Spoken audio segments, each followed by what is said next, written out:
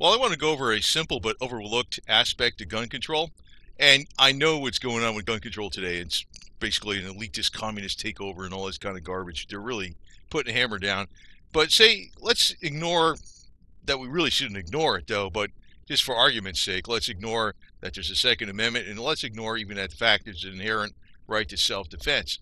What I want to bring up is different areas of the country have different needs depending upon the population and also the terrain and what your occupation is. Now, honestly, even if you're the most ardent gun advocate there is, you'd have to see a problem if, say, for instance, in the middle of New York City in a crowded street, if everybody was carrying an AR-15 strapped on their back, 357 Magnum on their hip, and a Bowie knife in their belt, right? I mean, that could present a problem amongst all the people that are running into each other in the city. You could see that. But in another location, it wouldn't be a problem at all. I mean, you really got to look at the practical aspect of things. But what I got a beef with is that the major metropolitan areas have the most votes and they have the most money and the most influence in media, because where is media held? I mean, where is it headquartered? Mainly in the major metropolitan areas. They are really controlling, the issue of gun control. And it's one of the problems I'm looking at. It's just like their area is different from other areas, and they're dictating to other areas, how they should run, how life should be in these other areas. And this is one of the problems they had when they even set up the nation. They said, that's why they have two bodies in the Congress. They have the House of Representatives and the Senate. Two representatives from each state, and the House of Representatives by district, 435 members in the House. Actually, there should be thousands. According to the Constitution, we're supposed to have 30,000 constituents per representative. We got about 700,000. They changed it, right? But what I'm pointing out is that, there's different needs depending on where the hell you are, too. I mean, New York City shouldn't tell Wyoming or Montana what the hell to do. Say you're out there in the middle of Wyoming on a ranch. Obviously, first off, you're only going to have your immediate family around you, for one.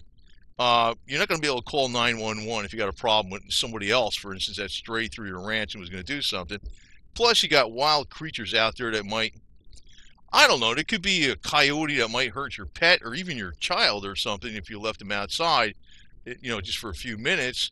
There could be some animal that can attack you or your children or your pets. You need a gun. You also need a gun even to survive sometimes when hunting. And, if you're raising chickens, you might need to protect your chickens from coyotes or wolves or whatever. You need a gun. There's definitely, hands down, if you're living out in the ranch on 50 acres or more or something out in the Wyoming, you definitely need a few guns, for crying out loud. And the same could be said back east. If you're in the mountains of Tennessee and you got wide open spaces between your different towns and where the residents are, yeah, you definitely do need a gun for self-protection. You're not going to be able to, in the case where there's like huge crowds. But the problem I get is, like, you got millions and millions of people in New York. I don't know, was it 8 million or something like that? They're basically dictating what the rules are going to be in a town that might, or loads of small towns, because in the aggregate you might have tens of thousands of small towns with 100 to 10,000 people or something, or 1,000, 2,000 people, whatever. You know what I mean? I don't know how many small towns there are if you put it in a certain population range, but when you add them up, they'll make up more than the population in New York even. And when you're taking like Los Angeles, Chicago, Detroit, New York, and Baltimore, it's like the whole rest of the country is being subjected to a few metropolitan areas and the politicians from those metropolitan areas and the big money they're backed by. But you got to realize that just as ludicrous it is for saying, thousands of people walking the street in New York, all being armed with an AR-15 strapped across their back and a 357 on their waist and a Bowie knife, that really, me being a pro Second Amendment guy, that would not work. I think it would only take one to really mess things up. But the other, so there's different. So if there's a lot of gun control in New York City and it's only in New York City, fine. But I don't like when it's they're controlling all the rest of the nation. And because different areas of the country and different people have different needs. Now, that's not even getting into the argument that you have a basic inherent right to self-defense. Plus, that basic inherent right to self-defense is recognized in the U.S. Constitution in the Second Amendment. It gives, it does recognize it. It's not talking about, if you look at the Founding Fathers documents, they talk about the militia as the entire people, anybody that's capable of bearing arms. Not a federal government militia or state militia.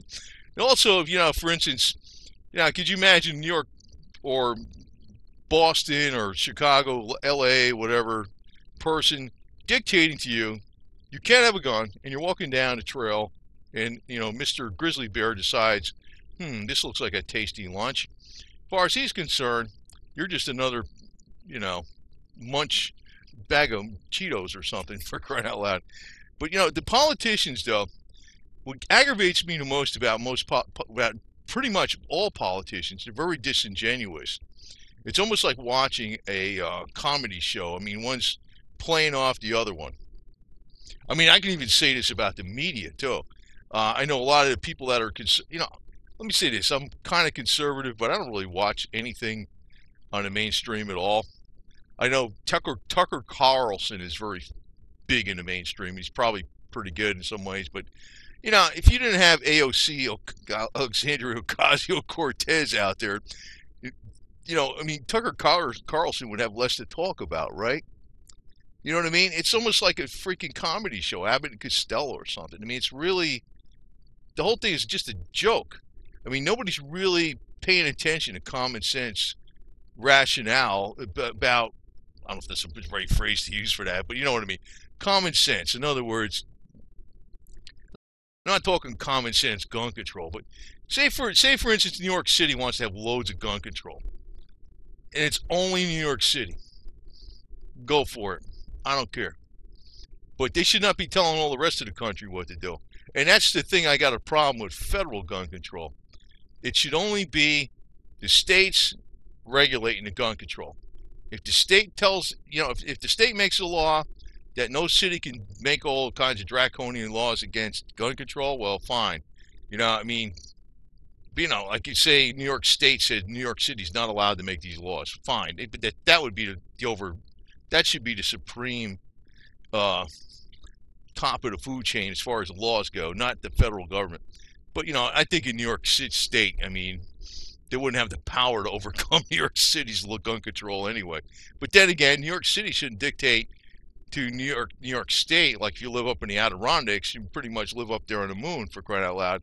You shouldn't actually dictate to what the people in upstate New York are subjected to for gun control. Most of it's coming out of New York City. Now, another overlooked aspect is morality. Man, I saw all this stuff when in the courts, they're not allowing to have the Ten Commandments posted in the courts.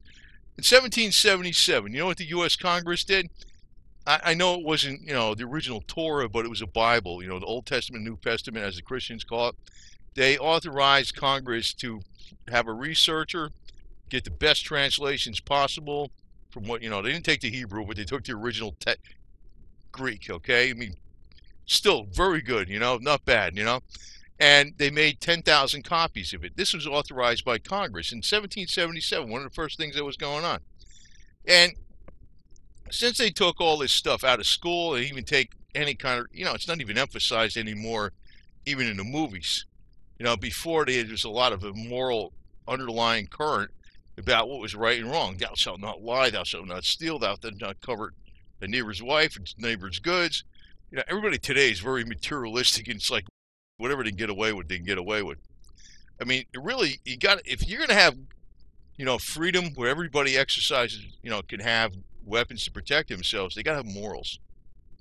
And, one of the things I know, like back in the, there was less crime when everybody had guns. They could get anything they wanted, just whatever the hell they want. There was no gun control laws at all. There was actually less crime, partly because people were more respectful of other people have guns, right? So you're like, hey, I ain't gonna start an argument just over, I'm gonna get shot or something, right? That's one thing. But the other thing is, even though people were kind of going through the motions too, I mean, I'm not saying everybody's doing all the Ten Commandments like they're supposed to. But everybody recognized what was right and wrong. You know, today you got a very narcissistic me, hooray for me society, and we've gotten away from the Ten Commandments.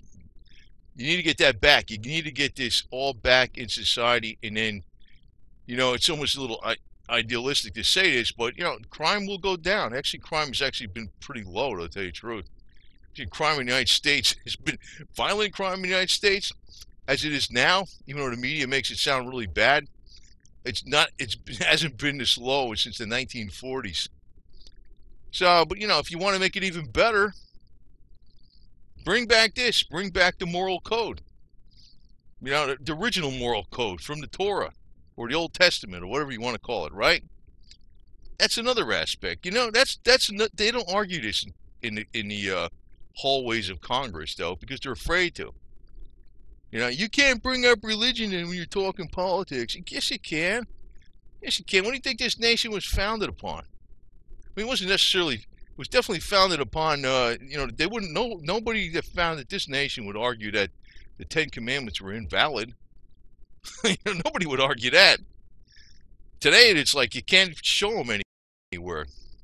That's an underlying problem that's going on. Why there's more bad things happening sometimes, even though the violent crime rate has actually gone down a lot. You know, but you know, again, it's like,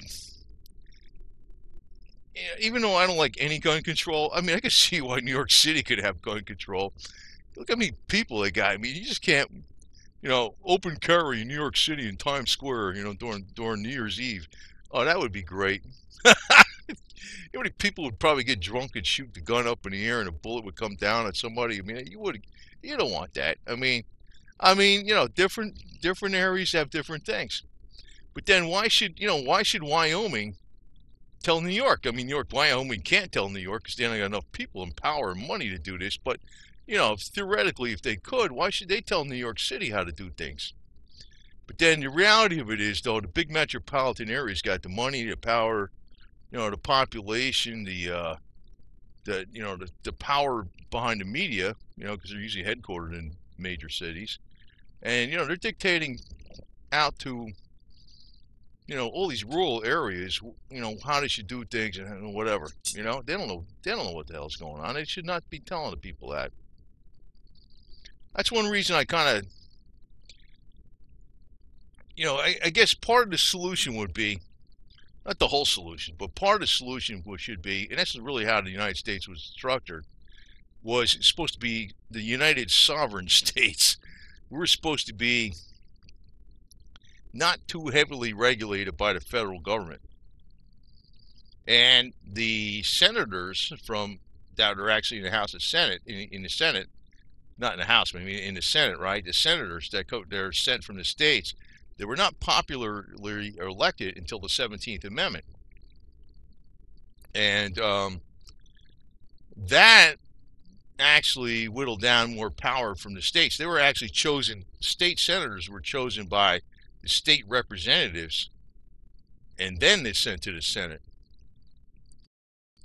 which makes more certain that your senator is in the body of the Senate to represent the interest of your state.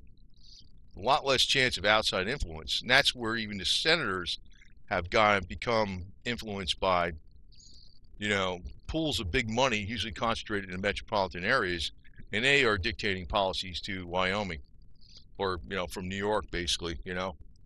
Because even the Senate races, since they're popular vote now determines who the senator is, the media could have a great influence on the election from the outside of that state, but just what they're bombarding people with on, you know, the major channels and stuff.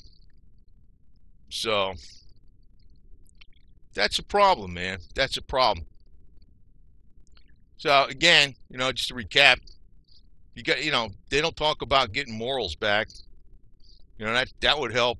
You know, you would need less laws across the board if you just taught people more morals. And you could say, hey, we got a law here: do not steal, do not lie, do not covet thy neighbor's goods. Right?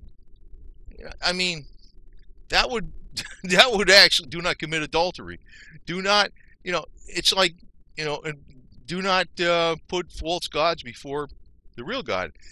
We do this, even though it's not a people aren't going to actually all do it the right way. Just the fact that it's out there, it's going to influence more and more people, and that's how we were set up originally.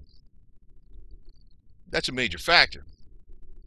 No politician talks about that. I don't even think Rand Paul talks about that, for crying out loud. And then you got New York and major other metropolitan areas dictating to some small town in Wyoming, Tennessee, or Montana how their gun control should be handled in their town. In other words, in a small town like in the rural areas of Tennessee, Kentucky, Wyoming, and Montana, basically there shouldn't be any gun control, period. You don't need it. You don't need it.